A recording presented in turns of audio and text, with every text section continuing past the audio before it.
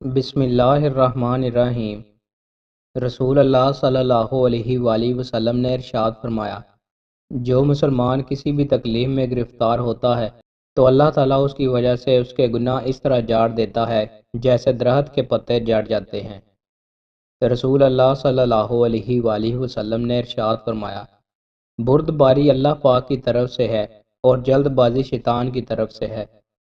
رسول اللہ صلی اللہ علیہ وآلہ وسلم نے ارشاد فرمایا، میری امت میں عنقریب 30 جھوٹے دعوے دار نکلیں گے، ان میں سے ہر ایک یہ دعویٰ کرے گا کہ وہ نبی ہے، حالانکہ میں خاتم النبیین ہوں، میرے بعد کوئی دوسرا نبی نہیں ہوگا۔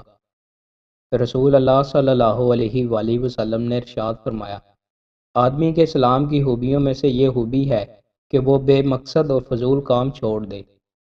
رسول اللہ صلی اللہ علیہ وآلہ وسلم نے ارشاد فرمایا، جو شخص اللہ کی رضا کی خاطر مسجد بناتا ہے تو اللہ اس کے لیے جنت میں گھر بناتا ہے۔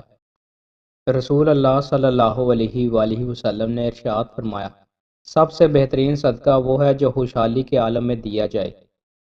رسول اللہ صلی اللہ علیہ وآلہ وسلم نے ارشاد فرمایا، جو حاکم حاجت مندوں، غریبوں اور مسکینوں پر اپنا دروازہ بند کر دیتا ہے، اللہ پاک اس کی حاجت، غربت اور محتاجی کے وقت اس پر آسمان کے دروازے بند کر دیتا ہے۔ شیطان کی کمزوری۔ ایک بار رسول اکرم صلی اللہ علیہ وآلہ وسلم نے شیطان کو دیکھا کہ بہت کمزور و لاغر نظر آ رہا تھا۔ آپ صلی اللہ علیہ وآلہ وسلم نے اس سے پوچھا، تیرا یہ حال کیوں ہو گیا ہے؟ شیطان نے کہا، اے رسول خدا، آپ کی امت کے 6 کاموں کے باعث پریشان ہوں، مجھے ان کاموں کے دیکھنے کی طاقت نہیں ہے اور میں ان کا متحمل نہیں ہوں۔ نمبر 1، جب ایک دوسرے سے ملاقات کرتے ہیں تو سلام کرتے ہیں۔ نمبر 2، ایک دوسرے سے مصافحہ کرتے ہیں۔ نمبر 3، ہر کام کا ارادہ کرنے سے قبل انشاءاللہ کہتے ہیں۔ نمبر 4، گناہ ہو جائے تو استغفار کرتے ہیں۔ نمبر 5، آپ کا نام سنتے ہیں، صلوات پڑھتے ہیں۔ نمبر 6، ہر کام کی ابتدا میں بسم اللہ الرحمن الرحیم کی تلاوت کرتے ہیں۔